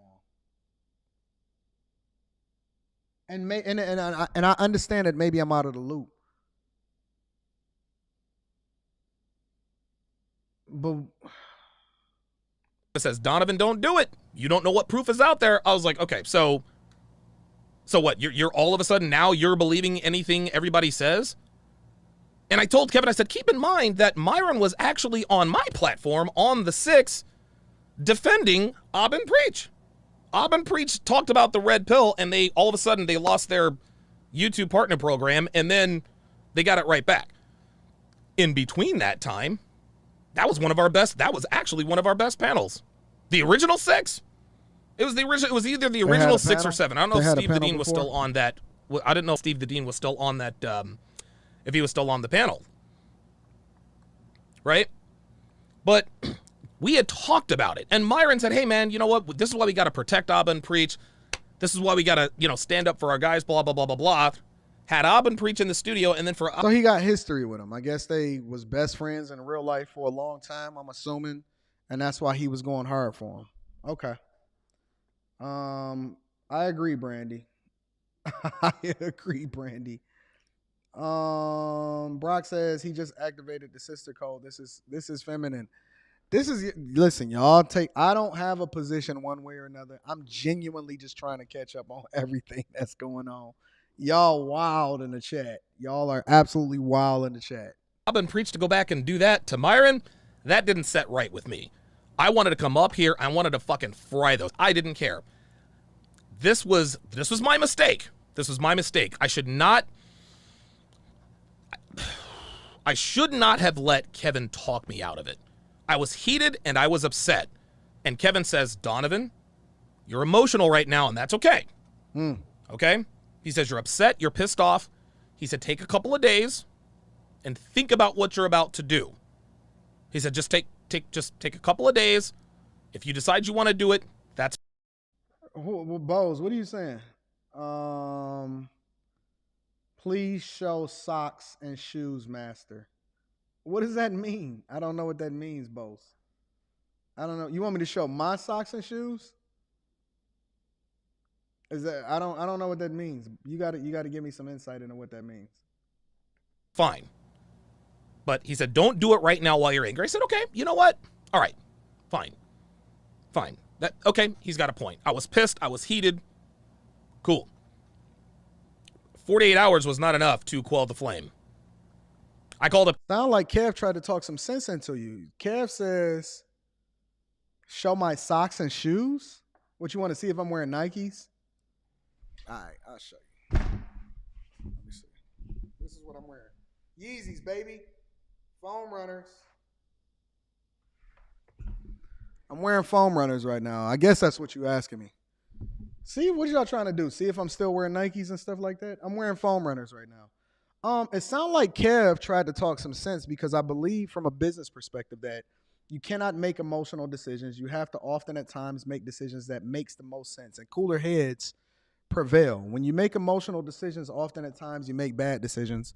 And so when Kev says, hey, you're emotional right now, calm down, I think that that's a good thing. Rich Turner said this video smells of honeydew, melon, bath bombs, and lotions with glitter in it. Y'all are a mess. Y'all are absolutely a mess. Kevin, I was like, yo, I'm getting ready to fry these fuckers. Kevin spent an hour and a half on the phone with me convincing me not to do this response video to that original. That sounds like a friend. By this time, guys, the floodgates had opened. Myron had already fucked up and did the thing about Preach's wife. All hell broke loose. All hell broke loose. All hell broke loose. Myron and Fresh were eviscerated by everyone. So what is that? Honestly, I'm still genuinely confused. I just lost 40,000 subscribers. Everyone was piling on them. It was insane. It was absolutely insane. And there was dude, every fucking day. I don't know what, and for whatever reason, man, and I'm not trying to speak ill of the dead. I'm not trying to speak ill of Kevin here, but I really did believe. Whenever somebody say something and then they say a but after it, you got to be careful. Whenever somebody say, yo, I didn't want to do this, but I don't know. He had my best interest at heart. I thought the reason why... And shout out to Fresh and Fit, because for them to go through what they went through, and I've been preaching to go through what they went through, and everybody bounced back and everybody getting money, everybody winning. Everybody is winning. Everybody getting money, everybody and all of that. And this is like, I don't know if y'all ever seen the movie Heat, right? And in the movie Heat, what happens is he gets away, but he got to go back and finish the job. He got to go back and all of this, and then he winds up dying in the end. So once you gone, the only person that wound up getting away, and he wound up losing his family of it, was Val Kilmer. Val Kilmer was the only person that wound up getting away, and everybody is winning. I've been Preach is winning. Fresh and Fit is winning. Kevin Samuels is no longer here. Everybody is doing well. Everybody seems to be doing well. He was trying to prevent me from jumping in was to not get caught up in the fire. I thought Kevin was doing... From a business perspective, it does not matter what people say about you. And I know this personally. Don't matter what they say about you. Don't matter what they do. Don't matter about what the sentiment is or anything like that. If you keep working, that's the biggest lesson out of this whole thing for me. Forget the whole Kevin Samuels narrative. Forget all of that. I'm sure Donovan Sharpe is a good dude in a general sense. I'm sure he's loyal to Fresh and Fit. I'm sure he had a great friendship with Kevin Samuels, so on and so forth. But the whole thing is, if you keep putting out that good content, you focus on being great instead of being focused on getting caught up in the mire and the details and harboring that in your soul instead of being focused on the thing that actually matters, which is the reason why we came on these platforms in the first place. It don't matter how many subs you lose. You can come back from that. You will always be able to come back because your core audience and the people that like your content over everything. If you putting out good shit and you putting out great content, you will be fine. If you was never a great content creator to begin with, and then you get exposed, then that's a completely different conversation. But if you put on a great show, and for all intents and purposes, people love Fresh and Fit's show, so you got to give them credit. They work their ass off. They always consistent. They do what they supposed to do. Shout out to them. Abba Preach continue to put out fire content. Shout out to them. Everybody won. Everybody won. I thought, and Kevin had me convinced that if I took Fresh and Fit side, that my channel would be deleted because I was already under attack from Anthony Johnson, right? But the longer things went, the worse it got. Every week, dude, I'm talking to Kevin. I'm like, Kevin, this is fucked up. This is absolutely fucking fucked up. He's like, Donovan, don't do it. I'm going to tell y'all this. My relationship with Kevin Samuels was obviously much different than Donovan Sharpe's relationship. And I'm not sure if Kevin Samuels had a relationship with Donovan Sharpe when I had a relationship with Kev. However, I will say this. I have never, ever had conversations with Kevin Samuels about somebody else about somebody else's platform. It was always business, fun. Let's go and take a trip up to New York. What kind of watch you buying? All of that. The YouTube shit was probably 1% to 2% of our conversation. The YouTube shit was probably 1% to 2% of our conversation. We was talking about different stuff, and he was laughing at me because at one time he said, Anton, yo, come fly up to New York and let's go get some watches. And I said, no, because I got to pick my daughter up for school and I got a wife. And he said, oh, yeah, I forgot you was married. And he laughed at me like, yeah, you can't do what you want to do. You got to focus on your family. I can do what I want to do when I want to do it. And that's what the jokes was. We just never talked about shit like that. Kev went further than anyone else because he was willing to reinvent his content when needed. Facts. That is a good business lesson. Absolutely. He's like, don't do it. You're angry. You're upset. You've built your brand and this and that and the third. Myron's got this Miss Cheeks pregnant. He raped a white girl. You don't know what Walter Weeks, a.k.a. Fresh. You don't know what his past is like. These guys are bad news. They're bad eggs. They're bad apples. And I'm like, I just couldn't. And the Authentic Man says Donovan Sharpe's friendship. I know that. I realize that. Donovan Sharpe's friendship predates you, Anton. Kevin was heavily rocking with people like Rolo and Home Manosphere community before he rose to success during the pandemic. I understand that. That's why I said I have to be objective and also putting a disclaimer and saying that I have no clue on what his relationship with everybody else was. All I know is what it was that he interacted with me like. So, yeah, I feel that. Absolutely. I'm with that. I honestly thought he had my best interest at heart. I really did. Okay, all right, Kevin. You're doing this because, you want to stick up. Okay, all right, cool. You don't want me to lose my channel? All right. Okay. All right.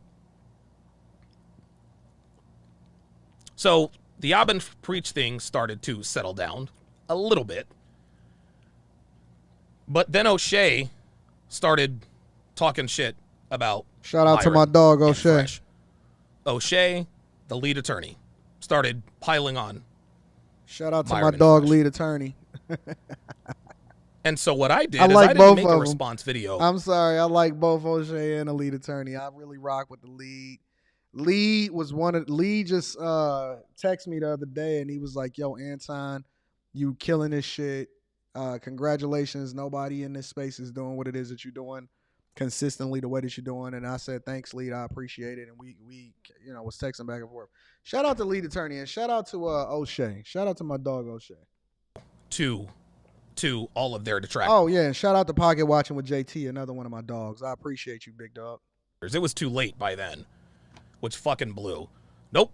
I decided to replay the video of my response to O'Shea's accusations that I tried to start a Black 21 convention behind his back. As soon as that video played, guys, Kevin called me immediately. He said, Donovan, what the fuck? I was like, what are you talking about? Why are you reopening old wounds and da-da-da-da-da-da? We had a shouting match. A shouting match. A shouting match? And in the end, Kevin says, Donovan, I can't swim with you anymore. He said this to me. He said, I can't swim with you anymore. Sound like Kev made a business decision. Kev said, listen, I can't control this situation. I don't believe that you're doing the thing that's in your own best interest, which is going to also affect me. He said, I got to move away from you. One thing I will say about Kev is Kev was it's from all intents and purposes, from my perspective, he seemed like he was all about business. And when he wanted to move away from something, he pivoted completely. Now, Kev wasn't always right, in my opinion, but he was decisive.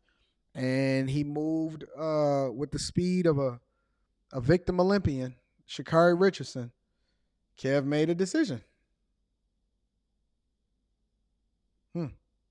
We're still friends. These were...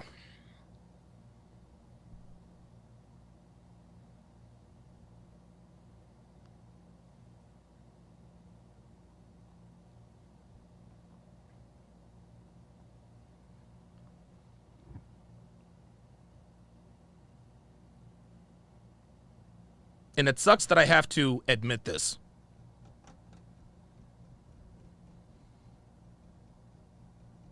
Make sure y'all tap into the Patreon. Link is in the description as well as pinned to the top. But Kevin's last words to me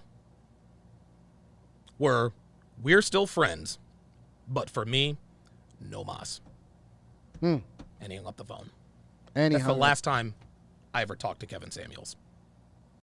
Sounds like it was just an unamicable split. Kev was like, fuck this. Listen, I'm going to get off the phone as nice as possible, and then I'm going to hang up the phone. Sometimes, listen, and it's nothing wrong with that. Sometimes you outgrow your environment and your circumstance. Sometimes you outgrow your environment and your circumstance. It has you going in one direction, he's going in a completely different direction. He's making a business decision based off of everything that he's worked for. You feel a certain type of way about it.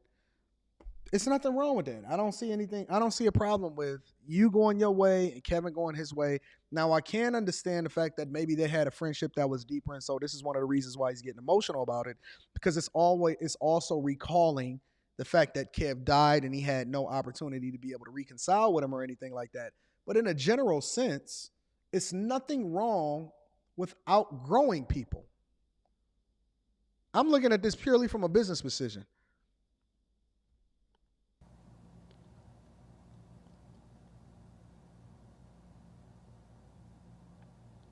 And I know I told guys, listen, if I move on from, or if somebody move on from me, I'm going to cook. I'm going to create some great shit. I'm going to put out some good content. I'm about to hit it. I'm about to kill it. And you going to be great. I'm going to be great. And then hopefully we'll cross paths again. And it'll be like, what up, though? I see what you're doing over there, fam. We give each other the head nod and we keep it moving. Man, it's 9 billion people on this earth.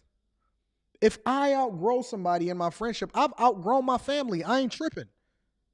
Probably one of the reasons I got into a skerfuffle over Thanksgiving weekend, in which I realized it was a reinforcement. Anton, okay, listen, you're going to have to keep it moving. Stop getting caught up in that bullshit. You just got to keep it moving. It ain't no big deal. Told guys, and listen, I lied to you guys. I did.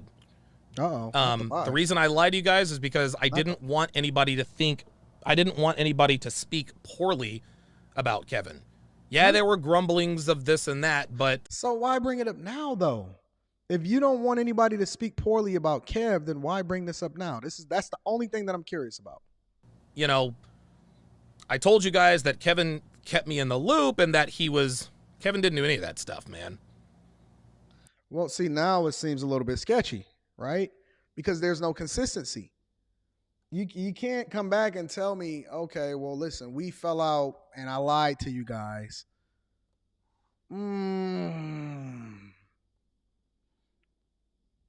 Because then, from a business perspective, it has me questioning everything. If somebody tells me,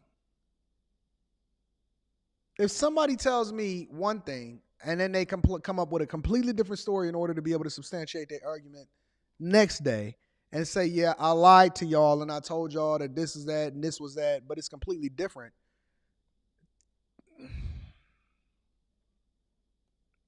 Kevin didn't do any of that stuff. But I also have to give Donovan Sharpe some credit, because if he's admitting to the lie, then you also have to take him at his word and then forgive him as a result of it. But again, I don't have any personal relationship, so I don't know how far back they go or anything like that. Only thing I can do is react to the video objectively and look at it from a business perspective. As soon as Kevin hit 150,000 subscribers, he never really had anything to do with me again. Not on the air anyway. Oh, right? Sounds personal. The last time I had him on the air, I think he had 150-something thousand subscribers. He never came on the show again. He never had me on the show again. It sounds personal.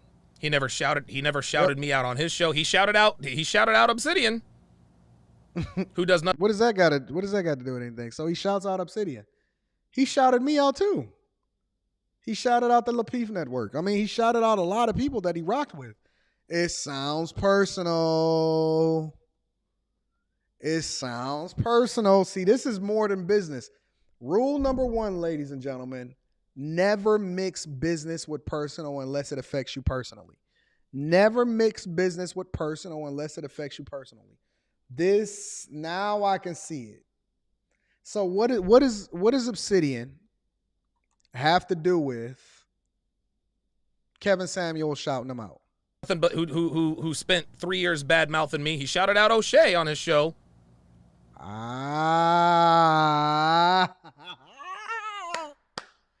Now it's all coming out. So this, it don't seem like it got nothing to do with Kev. It got more to do. Okay, so listen. If Kev was rocking with these people all this time, then why were you still friends with Kev if you know that he wasn't rocking with you, but he was shouting out the people that he had more, that he felt like was more valuable? Because then it's given, I'm riding with you vibes because you hot. You know what I'm saying? Like, we built this and you was a part of what it is that we did in the beginning, and now you trying to get hot, or now you starting to hit the wave and you starting to catch the algorithm. Roland Curtis says Sharpe was bigger than Kevin and Myron at one point. Well, somebody is always bigger than somebody at one point. If you got 1,000 subscribers and I got 10 subscribers, then you're bigger than me. Sharpe mentored Myron. Sharpe started a panel that included Kevin and Myron. A month later, Kevin went viral with the average at best, and later Fresh or Fit blew up. Okay, so congratulate him. Let me tell you one thing that I like about O'Shea Duke Jackson. O'Shea Duke Jackson, there's been people, a lot of times, a lot of people explode. I'll give you an example. I was bigger than the lead attorney when a lead attorney first came on my platform. A lead attorney exploded right after that. Not off of my platform, but lead attorney exploded shortly after, just because he was great. He was a good content creator. He started to hit the algorithm. He did a show with O'Shea Duke Jackson. He was exploding. You've never heard me say, and I've actually met the lead attorney in person. A lot of people don't even know that. I've actually met the lead attorney in person. I will never, like, what? The lead attorney's success don't have nothing to do with me. A lot of people blew up when O'Shea put them on, and O'Shea never went back and said, okay, well, listen, I don't like you because you blew up. It just is what it is. Like, you dope. You caught your wave. You caught your algorithm. You dope. You in a completely different lane.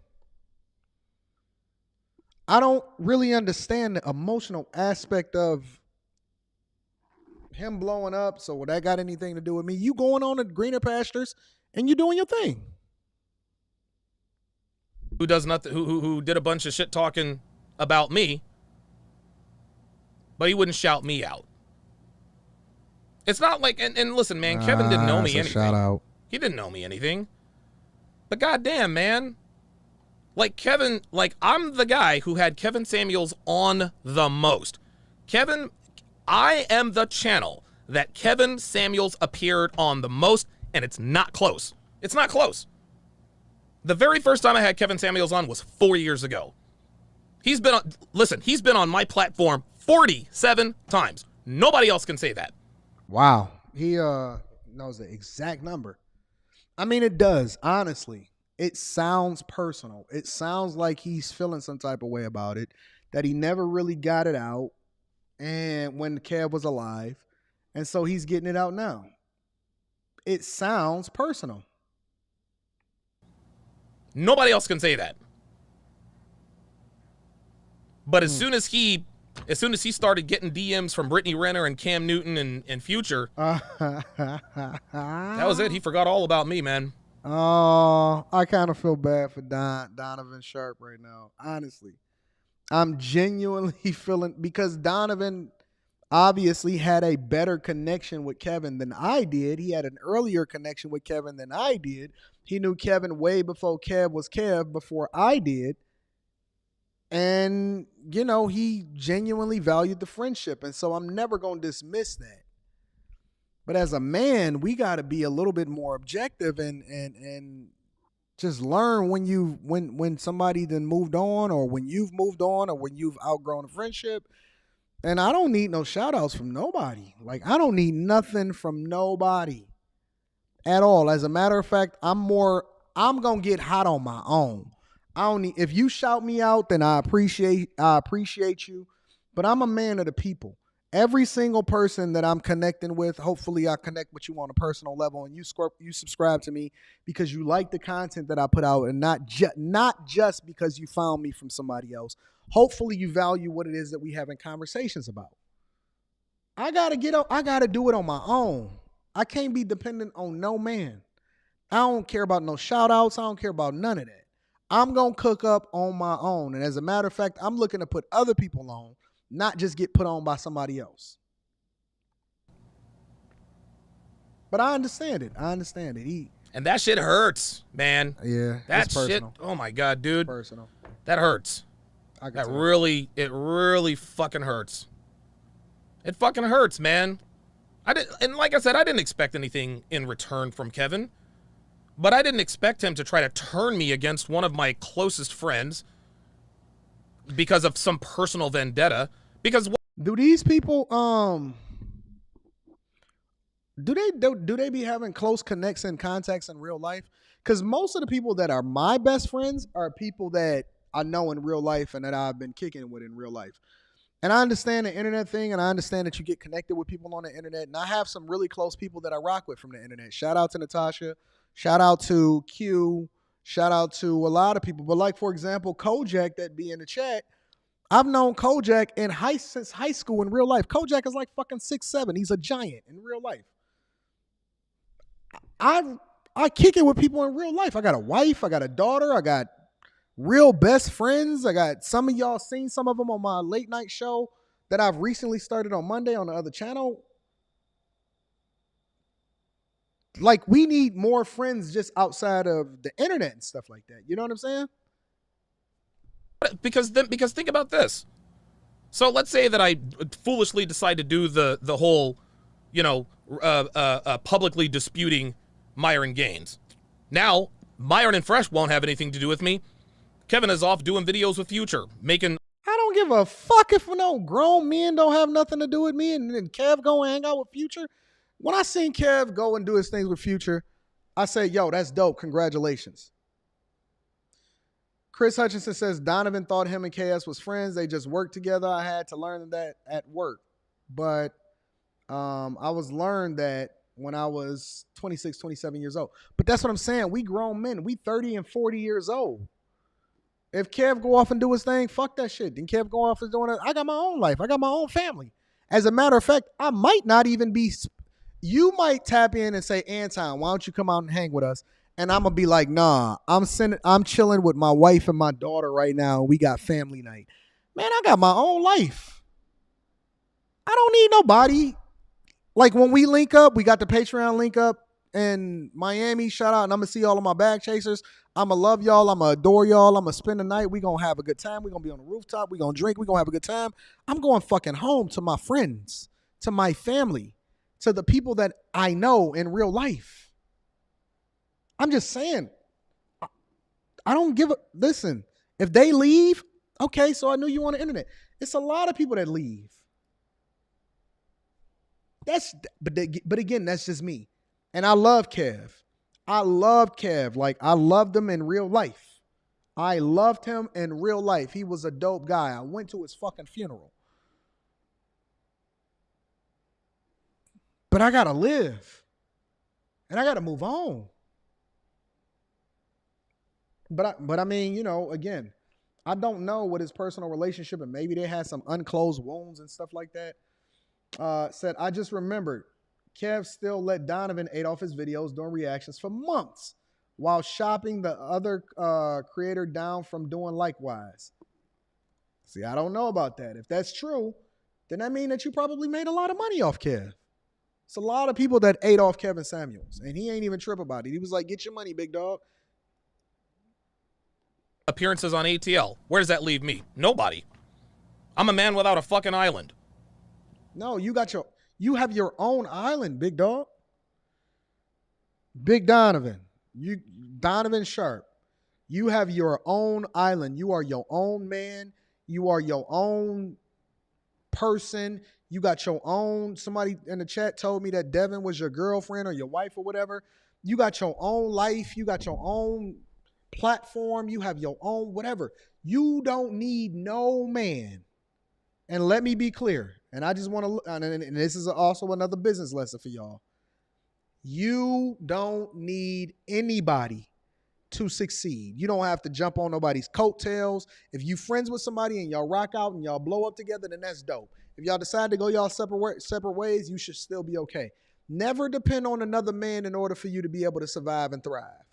You have to stand on your own too and be able to ride that wave. You're not a man without an island. You are your own island. You your own man.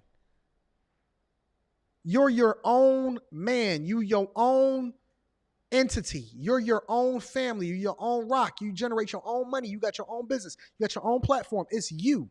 Now, you may partner with other people to do great things. But as men, we have to stand on our own 2 feet. Don't be dependent on no other man. Now, if y'all got a great partnership and business thing together, you know what? I was talking to, this remind me of a conversation that I was having with JR. And this was like a while ago, right? And we was talking about some outside business ventures. Nothing that had to do with Lapeef Network or nothing that had to do with anything online, right? And JR said something to me that made me realize that that's my dog. I love this motherfucker. He said, you know what, Anton? He said, man, I don't care nothing about none of this internet shit.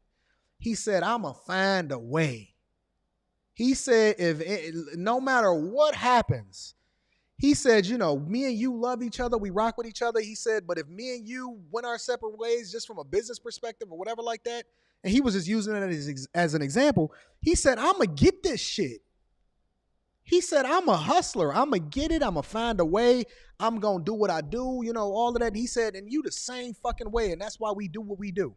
That is a fact. Hand on the Bible on my father's grave. He said, man, I'm going to get this shit.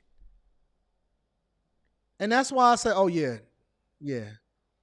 I got the right one as my dog. I got the right one as my partner. We going to go get that shit. We going to get it no matter what. Hell or high water. You got to be able to stand on your own too as a man. And I don't think that he's not a man. I think that he's very much a man. You can't go through life and get to the age that he is and not become a man. But I'm just saying, just from a business perspective, the sentiment is never to depend on another man. That's all I'm saying. Man, I flew Kevin out here. Anyway, man. Kevin's not a bad dude, guys. He's really not. We all have our frailties. We all have our weaknesses. You know, we all have some shit with us. Like, I get it. I get it. But one thing, you can say what you want about Myron Gaines. You can say whatever you want about him, man. But that dude is ride or fucking die. That dude is ride or die. I talk to Myron every other day. This dude's about to hit 1 million fucking subscribers. Myron is friends with celebrities Adam22, Tekashi 69, George.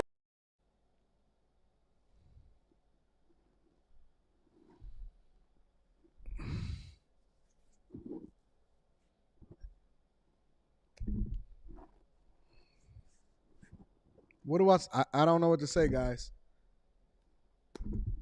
I don't know what to say, guys. I mean, dude, he rubs elbows with the who's who of who's who.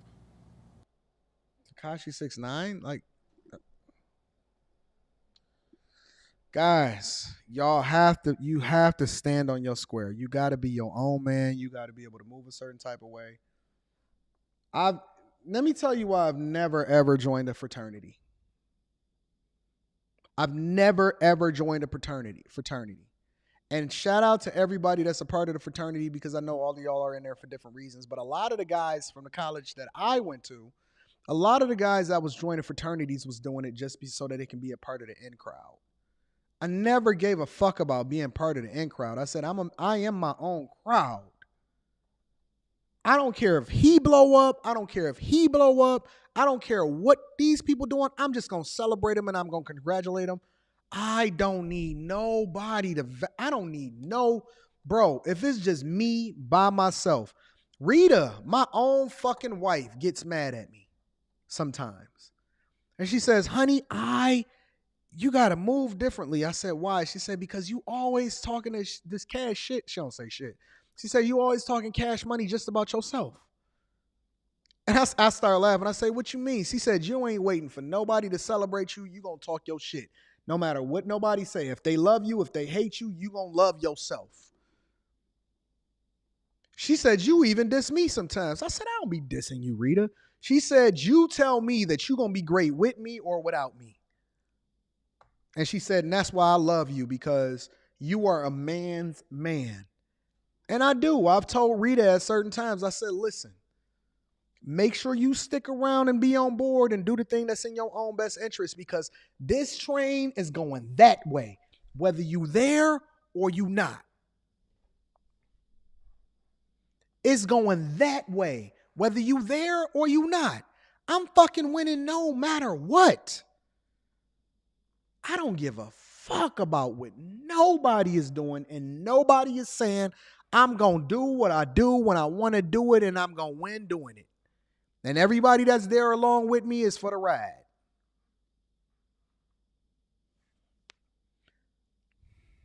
He still calls me, man. We still text back and forth. 800,000 plus subscribers. When did subscribers become the litmus for whether or not somebody is real or not, though?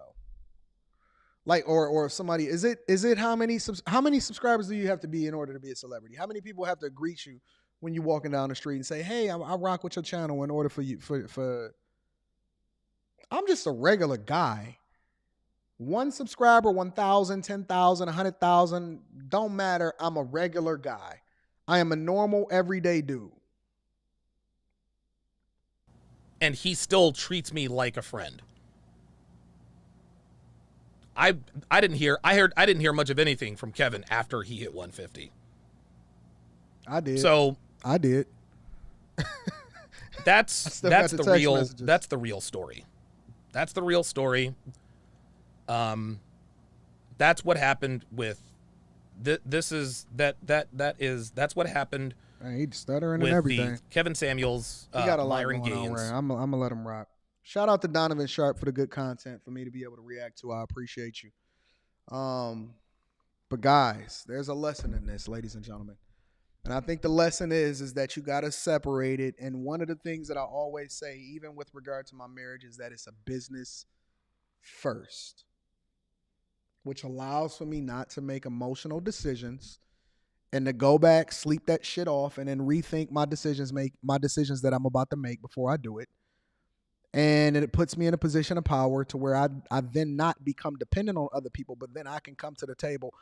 I even say in relationships that it's not a 50-50 thing, it's a 100-100.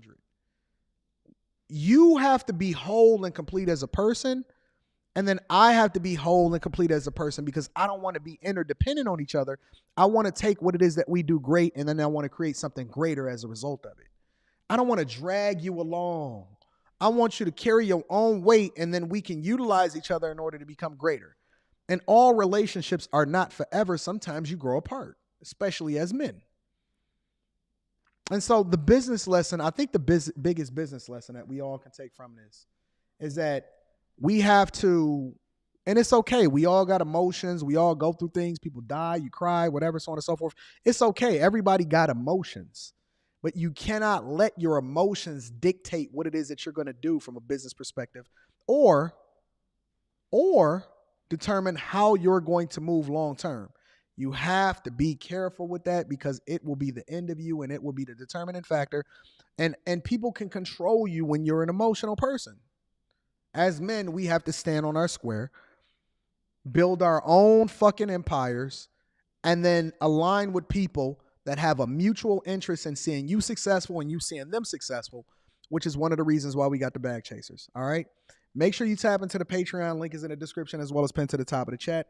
I love y'all. I appreciate y'all. Thank y'all for supporting the platform, for the super chats, the cash apps, everybody holding me down. I love you. I appreciate you, but I need you to do me one more favor before we get up out of here. Make sure you share this with your family and friends. We don't want to be successful by ourselves. I love y'all. I appreciate y'all. Shout out to all of the great content creators and the people that's doing great things. Shout out to Kevin Samuels. Continue to rest in power. We love y'all. We appreciate y'all. Make sure you share this with your family and friends. Subscribe and turn on your notifications. I'm out.